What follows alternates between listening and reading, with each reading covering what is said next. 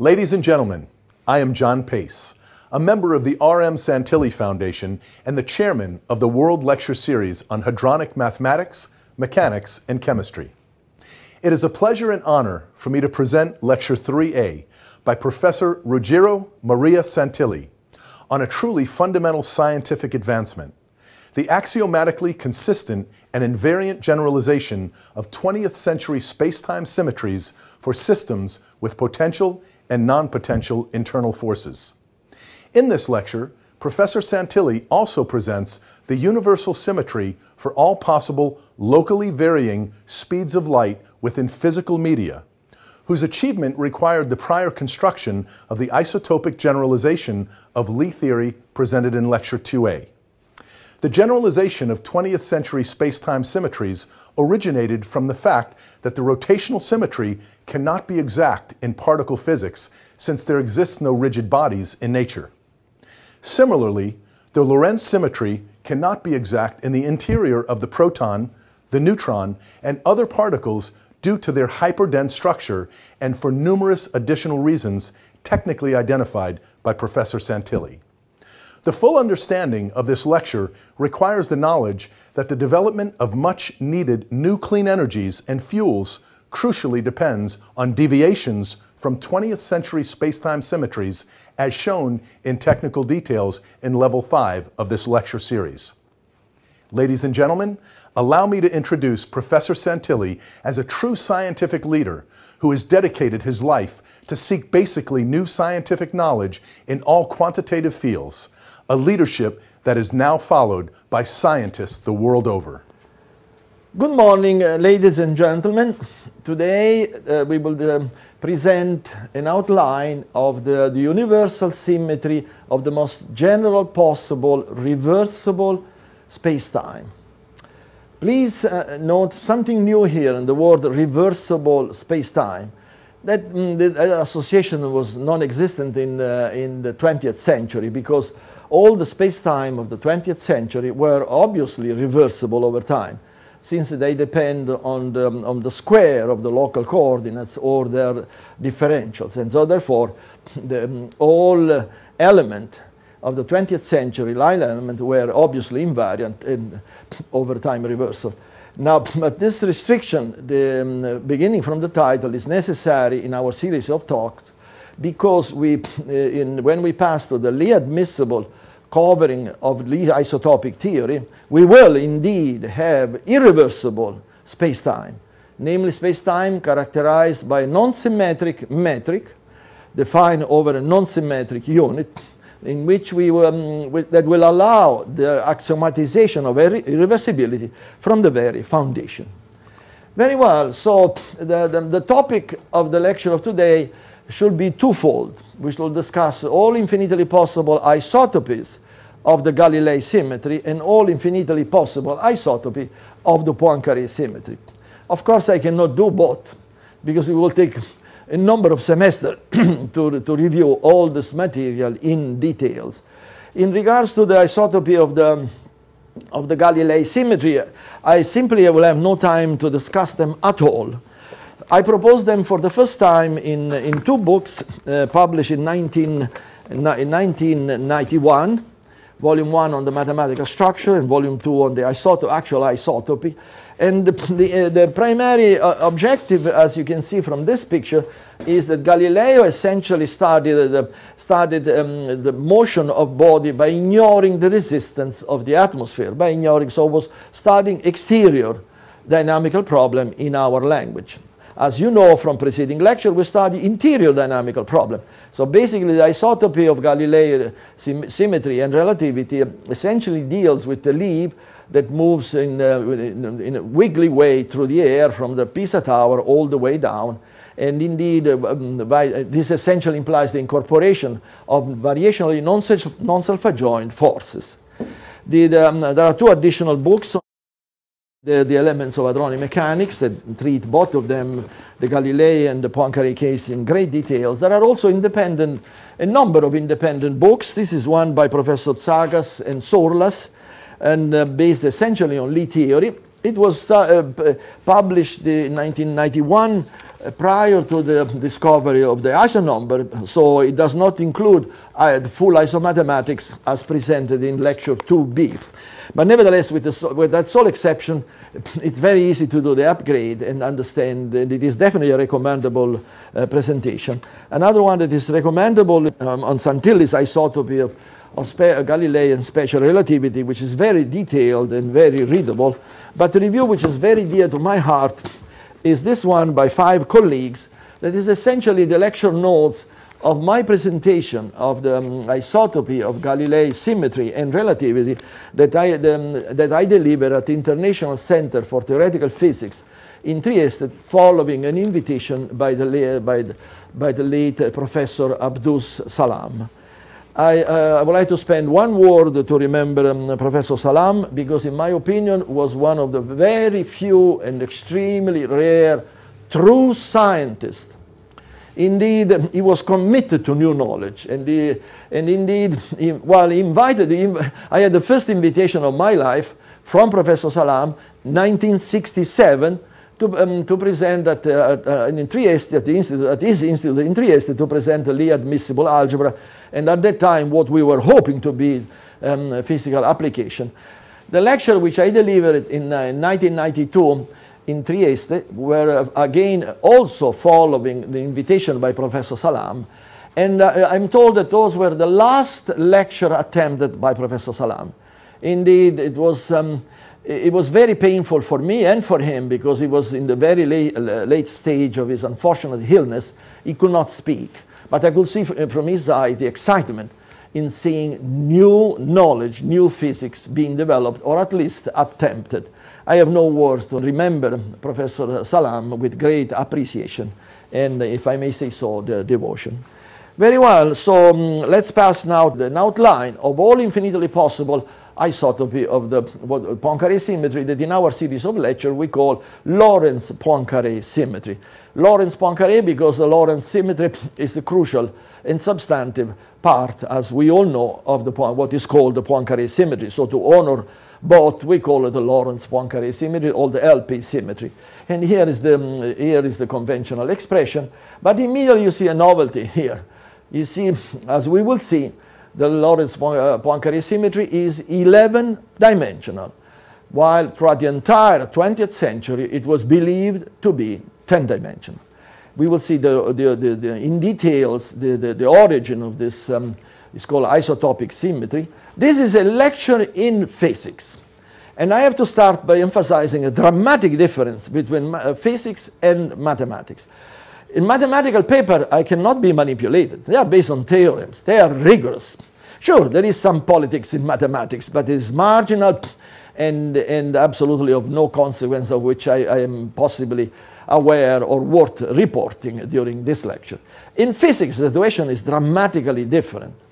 In my view and long experience, physics is a multi-trillion dollars totally unregulated trade. To understand this trade, think about Wall Street, in which there are trillions of dollars of shares passed, transferred from one company to another without any governmental regulation at all, none. Everything is decided by the individual company. So IBM, according to this view, IBM, General Motors, and other big companies, they decide the value of their shares, and that's the way they are traded. Of course, this is not the case in Wall Street. Wall Street is very rigorously and rigidly regulated, and I know this indeed very well. It is the trade in science that is completely unregulated. At this moment, of course, I have immediate disagreement. Colleague says, but Dr. Santilli, but governmental agency, they control those $1 trillion all the way down to the penny. So yes, there is a control. Well, don't be blinded by this type of derailing, because I'm not referring to the control of how the trillions of dollars are spent. No, I'm referring to the academic process of establishing the value of the trade. We trade theories. That's the trade. The trade is in the theory. And the decision as to whether which theory is valid and which theory is invalid, that is which is totally unregulated and is left entirely to collegial decision. A bunch of academicians, they contact each other by email or phone or whatever, or they meet in a meeting and they decide this is the theory that we want to push from now on, and that's the way it is. They have the power and they push it all the way to rather broad acceptance, not universal but rather broad acceptance. This type of process, of course, due to the complete lack of any control of the trade, of the exchange of the science, of course, inevitably leads to political manipulation of physical evidence in favor of preferred theories. To illustrate this unregulated character of this trillion-dollar scientific trade, I must make a disturbing gesture. A gesture that will be disturbing to some, but not to all. Ladies and gentlemen, this is the disturbing gesture. This is the disturbing gesture. When Einstein followers see the squeezing of this ball, you can see the anguish in their eyes, because this is incontrovertible evidence that Einstein's special relativity is inapplicable to a certain segment of physical reality as limited capability. That's what they do not want. And therefore, this is the reason why this simple gesture, the formation of a ball, is never shown in any graduate school in virtually all over the world, with the exception of the graduate school on hadronic mechanics, PhD in hadronic mechanics, as well as a number of very advanced and indeed progressive PhD school. Why this gesture is so distressing? Well, it is distressing because not only it implies the inapplicability of special relativity, but also implies the inapplicability of quantum mechanics.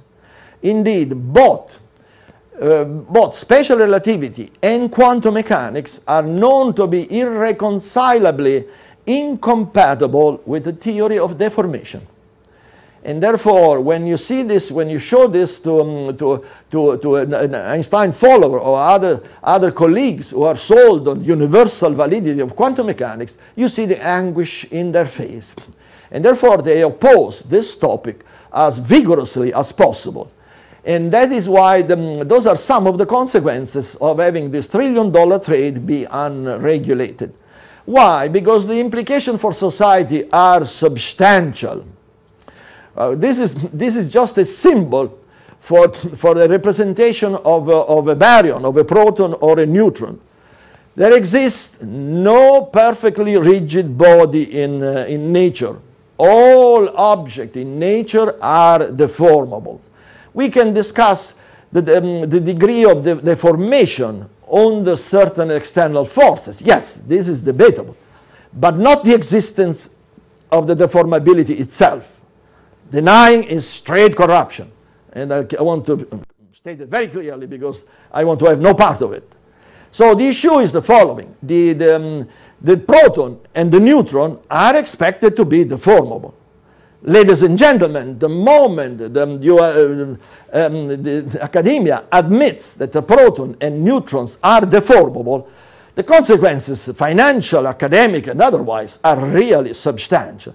Why so? Because as an example, it implies that quantum mechanics is not exactly valid in the structure of nuclei.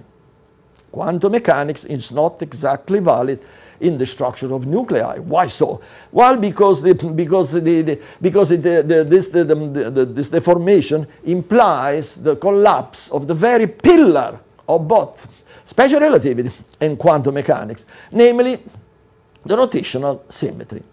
In fact, back in the early 90s, when I was visiting, after the collapse of communism, when I was visiting Dubna, the Joint Institute for Nuclear Research in Dubna, I proposed a very simple model to represent exactly the magnetic moment of the simplest possible nucleus, the deuteron.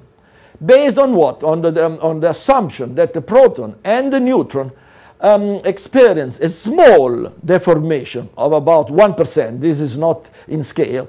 And of the 1% deformation of their charge distribution, and consequently, any deformation of the charge distribution for spinning particles implies an alteration of the magnetic moment. If you do this, as we will see at the end of this lecture, the exact numerical representation and invariant representation of the magnetic moment of the deuteron is instantaneous. Fine. But what happened with relativistic quantum mechanics? Well, I hope colleagues in good faith, experts in the field, will admit that the relativistic quantum mechanics has been unable to achieve an exact representation of the magnetic moment of the deuteron, despite all possible relativistic and other correction. There is still 1% that still has escaped all possible attempt, to my best knowledge, short of drawing in the arbitrary function fitted from the value of the magnetic moment, arbitrary parameter, and this type of manipulation that are only assassinate science and create none. Notice also that the reduction of protons and neutrons to hypothetical quarks complicates things and solve none, because the hypothetical orbits of the hypothetical quarks are too small to be polarized and achieve that missing 1%. Well, okay, now why this thing has been strongly opposed? My God, because an alteration of the magnetic moment directly implies departure from the Lorentz-Poincaré symmetry, directly implies departure from special relativity, as indicated at the beginning. Well, let us enter into the details of the lecture. I have divided the lecture into three parts. Part one, the isotopy of the Lorentz-Poincaré symmetry. Part two, the isotopy of the spinorial covering of the Lorentz-Poincaré symmetry. And part three, some direct experimental verifications. The part 3 is, of course, a very important part as a complement of the new symmetry that we will be presenting in this lecture. What is the objective? The objective is to achieve a new type of symmetry that will allow the representation, for instance, of the sun as being isolated from the rest of the universe, and therefore verifying the conventional total 10 Galilean or Poincaré conservation laws, yet admitting in its interior the most general possible non-non-non interaction, non-linear, non-local, and generally non-Hamiltonian, variational, non-self-adjoint interactions.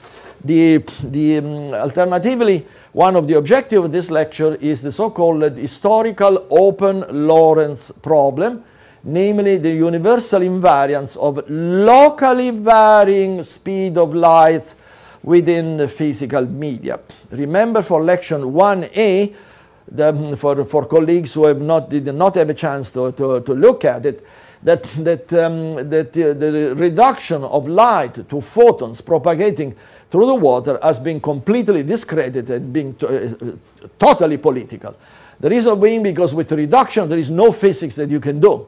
There is no representation whatsoever of the angle of refraction, because the photon will scatter in all directions when they hit the surface of the water, and when they propagate through water will also equally scatter everywhere. There is no reason whatsoever they go in a straight line. This is politics, ladies and gentlemen. You have no possibility of representing the reduction of 1/3 of the speed of light. There is no possibility of reduction to photon electromagnetic waves with 1 meter wavelength, etc., etc., etc. So this experimental evidence, if treated scientifically, which means without political manipulation to adapt a physical reality to a beloved preferred theory, then forces the return to the Maxwellian conception of electromagnetic waves. Now, ladies and gentlemen, I am a physicist. I will never ever accept the idea of waves existing and propagating without a universal medium, just because the universal medium could be perceived as being incompatible with special relativity. Ladies and gentlemen, I cannot do that. I want to separate myself from this type of political thinking. There is no wave that can exist in nature unless there is a medium that first creates it and second, propagates it. In this case, electromagnetic waves are created by the universal substratum known as the ether, which has an enormous energy density. It has been calculated that 1 cubic centimeter contains more energy than the energy contained in the entire sun. The return, however, to the Maxwellian conception implies a locally varying speed of light, as well, because only in this way we can indeed numerically represent experimental evidence such as this one and others. Very well, what is the technical objective of this lecture? The technical objective is to write down the most general possible reversible invariant that you can see here and construct its universal symmetry. That's essentially the objective. This objective has been achieved years ago via the use of isomathematics. And the use of isomathematics, as you may remember from lecture 2b, require the identification of the fundamental quantity of isomathematics. That's the Santilli iso unit. Once you have the iso unit, the entire mathematics, isomathematics, is constructed uniquely and unambiguously, including isonumbers, isofields, isospaces, isodifferential calculus, etc. In this case, there are many ways in which you can construct the iso unit. The one that I recommend, since this is the most general possible space-time, and therefore the topology is plus, plus, plus, minus, then the proposal is, at least that's what we have done, there are other ways that I encourage to study, is that we factorize out of this general metric, we factorize the Minkowski metric, plus, 1, 1, 1, 1, and minus 1. Once we factorize the eta from G, we end up with a 4×4 matrix, which is indeed positive, definite, because the non-compact topology has been absorbed by the Minkowski metric. Consequently, the inverse of that 4×4 metric is indeed the iso unit of the theory, and it is positive, definite. Once you have done this, ladies and gentlemen, then you apply step-by-step isomathematics, and you achieve the universal invariance of all infinitely possible, most general possible symmetric space-time. Very well, let's get going. I can only bring to your attention the most salient points, and this has to be studied in the existing literature to avoid, otherwise I will need a semester.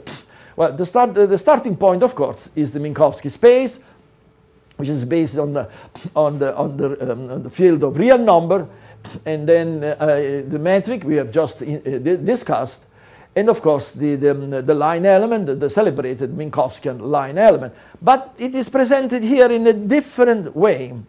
Notice that there is a multiplication by I, which is the Poincaré unit. What happened in the 20th century? What happened is that the field was based on the unit number 1, while the Poincaré algebra was based on the 4-dimensional unit matrix 1, 1, 1, 1. So there was a differentiation of unit that nobody apparently noted. Well, this creates, under isotopy, creates all sorts of inconsistencies. So to us, this popped up instantly to our eyes. And what we did essentially, we unified the unit. Unit has to be 1 for the entire theory. You cannot have a unit for this, another unit for that, and so even though the difference seems to be trivial, then in reality is not. And so therefore, this has implied that the space-time coordinates are in reality isoscalar multiplied by this unit. It's trivial, but that's the way it is reinterpreted. Once you reinterpret the Minkowski line element in this way by factorizing the unit as in this expression, then immediately you can see that the Poincaré symmetry is 11-dimensional and not 10-dimensional, because you multiply the metric, Minkowski metric, by any number, you multiply the unit by the inverse number, and this is an invariant. So this is a fundamental new invariant of space-time that I used for in a variety of new applications, including the new formulation of grand unification of electroweak and gravitational interaction. Very well, once you have the basic Minkowski space to construct what is called the Minkowski-Santilli isospace, I proposed it for the first time at Nuovo Cimento in 1983, it is trivial. It is very simple because now you know the isotopic element T. So you know the isounit. You know the isounit. So first you construct in that order. First you construct the isoreals. Once you know the isoreal, you construct the isometric. After you construct the isometric, you have to recognize that the coordinates have to be isocoordinates, namely they have to be elements of the isofield. And then you recognize that the isotopic element is positive definite by assumption, by central assumption of this series. So therefore it can be diagonalized. And there are many different ways of diagonalizing. Usually this is the way the isotopic element is diagonalized 1 over n1 square, 1 over n2 square, etc. The inverse, of course, is for the isounit. You do this in a very trivial way, and this is the final new isotopic invariant. Let's look at it and see the consequences of this invariant. First of all, you see here that the speed of light is replaced by Lorentz problem. Namely, the speed of light divided by the index of refraction, n4.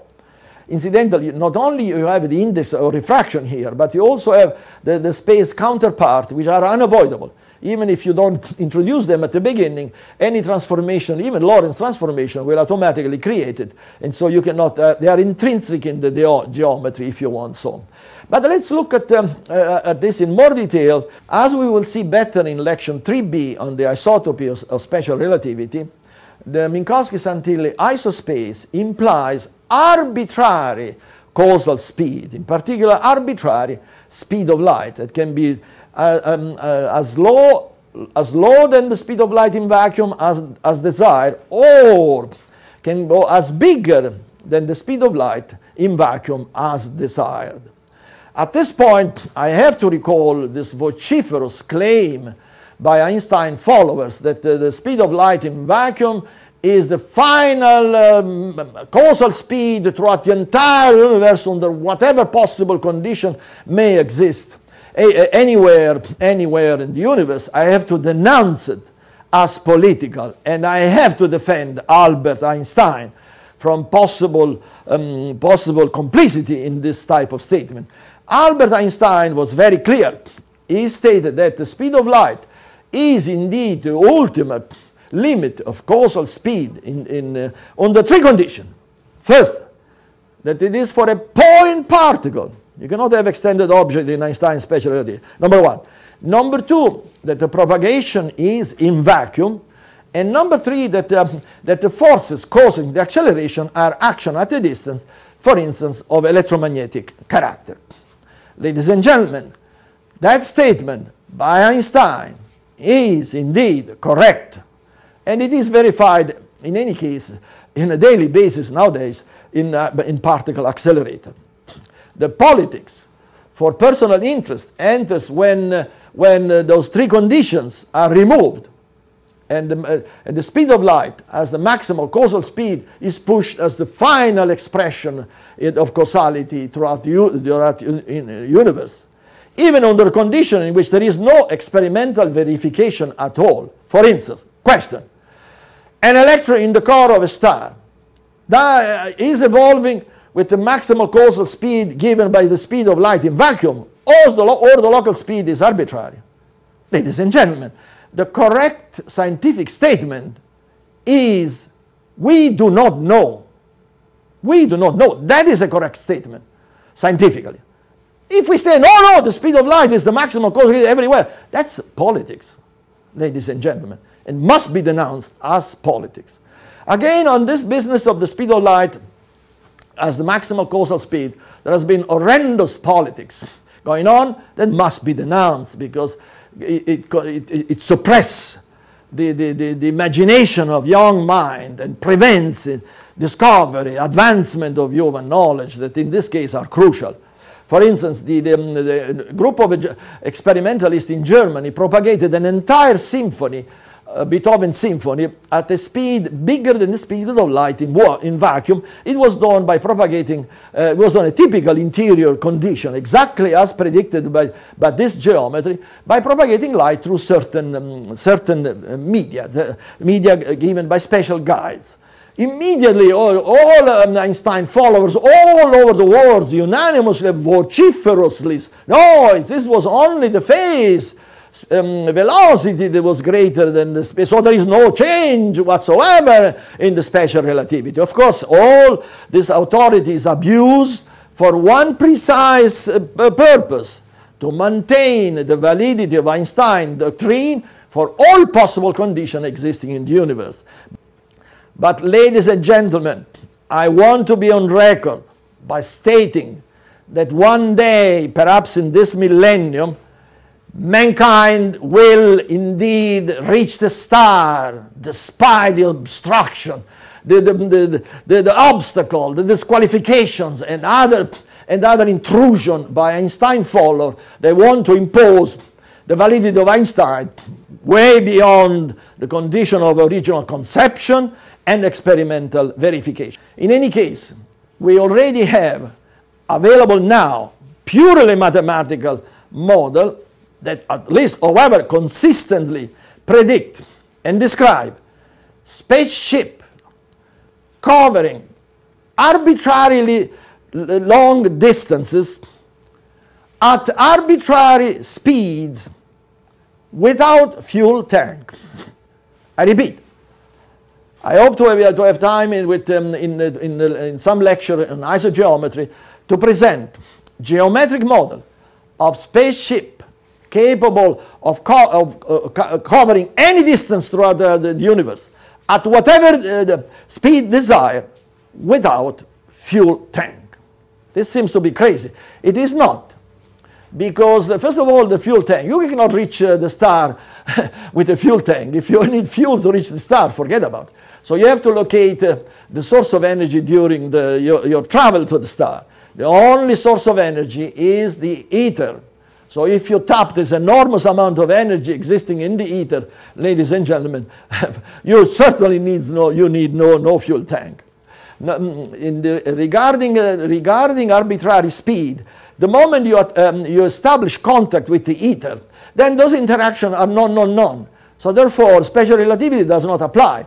And the limitation of the speed of light in vacuum is no longer applicable. It makes no mathematical, physical, or conceptual sense. So you do have indeed arbitrary speed. And the arbitrary distance are obtained by contracting by a geometrical contraction. We have to discuss this in separate time. Notice that when the ether is assumed as the universal substratum, there is no so-called ethereal wind. Indeed, one of my first paper that I wrote when I was in undergraduate school is precisely to show that there cannot be an ethereal wind, because the electron is an oscillation. Oscillation of what? Oscillation of the ether. So when you propagate an electron, you move nothing material. You just transform or move the 10 to the 20 pure oscillation from one point, you move it to a different point. Electron is an elementary particle. The same principle applies to all matter. So when you move matter through the ether, you move essentially the characteristic oscillation that creates the matter itself from one place to another. There cannot be any possible ethereal wind. However, this implies that matter is totally empty and the space is totally full, something that we can discuss at some other time. Very well. When people see this Santilli isotopy of Minkowski space, immediately jump at criticism. Of course, the intent is to derail. It's something new, so let's knock it down. And the objection is, it's based on 4 arbitrary constants, so has no value. Well, ladies and gentlemen, this is again is a political criticism with no substance. Those 4 quantities, the n's, are what are called the characteristic quantities of the physical medium. And they have a very precise numerical value that are measured and are not arbitrary parameters. We have just said that N4 is the index of refraction. You cannot throw an arbitrary value there. No, depending on the speed of light. In a given medium, you calculate N4. The same for N1, N2, N3. However, what the primary function of those 4 parameters is to represent the anisotropy and inhomogeneity of physical media that we consider. Those are anathema for special relativity that is centrally dependent on isotropic and homogeneous space-time.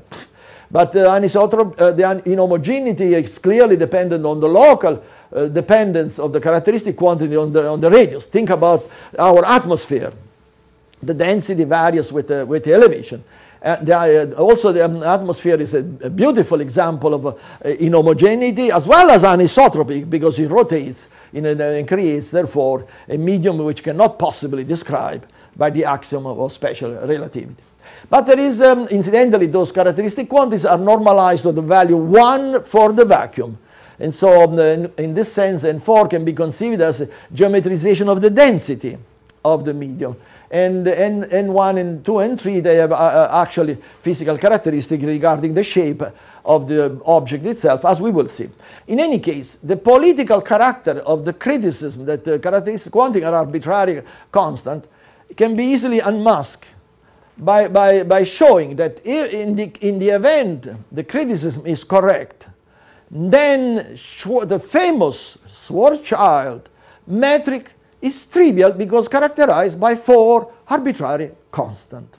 I repeat, the assumption that the characteristic quantity of the physical medium are arbitrary parameters implies that Schwarzschild has no meaning. Why so? Remember, the metric that we consider is the most universal you can think of in space-time. Schwarzschild is a very small particular case of the first metric that we wrote down in the first mathematical transparency. Indeed, you look at it and you can easily see that it's diagonal. The Schwarzschild is, of course, diagonal, it's symmetric. And therefore, you can easily see N3 is given by this celebrated element by Schwarzschild, and N4 is the inverse. So, as you can see, they are not parameter. In this case, they have a very deep geometrical meaning. Very well. Let's see the actual construction of the isotopies of the Lorentz-Poincaré symmetry, called internationally now Lorentz-Poincaré-Santilli isosymmetries, plural, because there is an infinitely large class. Very well. First, again, let's review the conventional Lorentz-Poincaré symmetry. This is a post-PhD level lecture. I don't think I have to enter into details, but those are the commutation rules, conventional commutation rules. Those are the Casimir invariant, in which I just added the unit as a trivial invariant in this case. And this is, of course, the structure of the Lie transformation group that characterizes the Lorentz-Poincaré symmetry. By using the Lie isotopic theory that I proposed at Harvard, upgraded with the isomathematics of lecture 2b, then the construction of all infinitely possible isotopy of this structure is elementary. Of course, it is elementary now, but not when it was first derived at Nuovo Cimento in 1983. Well, first of all, the product, the Lie product, is replaced by the Lie-Santilli isoproduct by sandwiching in between the isotopic element. But look, however, the important point here, look at here on the right-hand side. What's the difference, topological difference between here and there? Topological difference is that here you see the appearance of the most general possible metric that we have shown in the first technical transparency. In reality, it should be eta hat. In the literature, you'll find eta hat. By eta hat is G, is hat T multiplied by eta. So I prefer for this lecture to use G.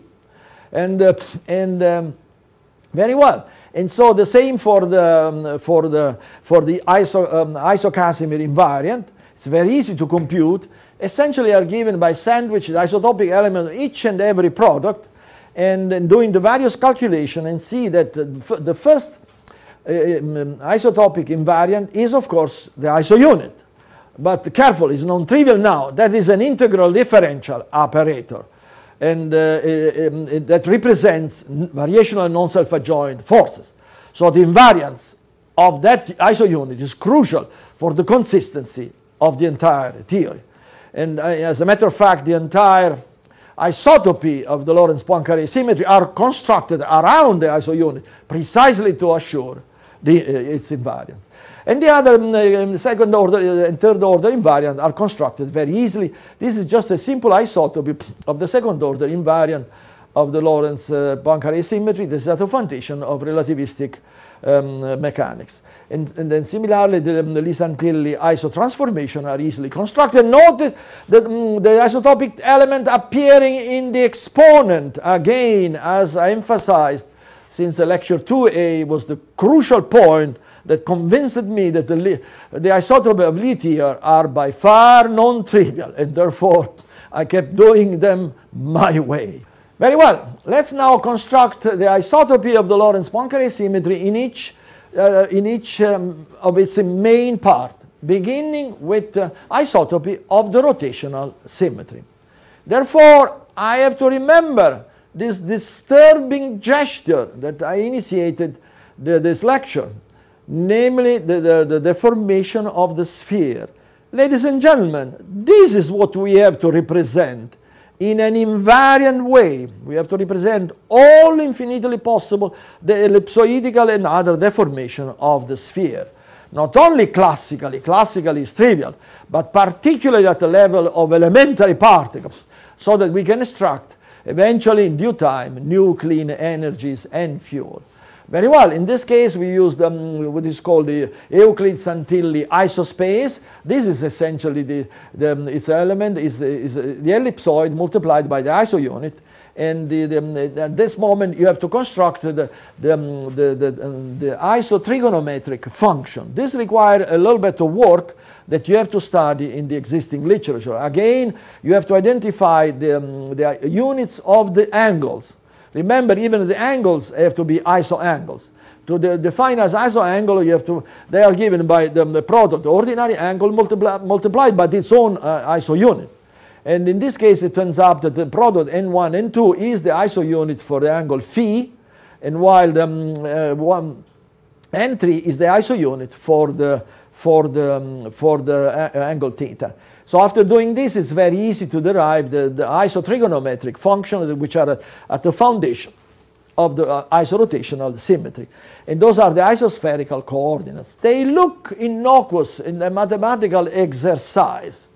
Ladies and gentlemen, I have no word to disagree, because those have very deep and unreassuring implication, for instance, for the scattering theory. Because now they use angles in the scattering theory. Well, they have to be subjected for the invariance of the scattering itself under the admission of non-non-non interaction in the hyperdense scattering region. As you can see from here, they have a different interpretation of what has been provided via the use of the conventional scattering theory. We will see this in some other lecture.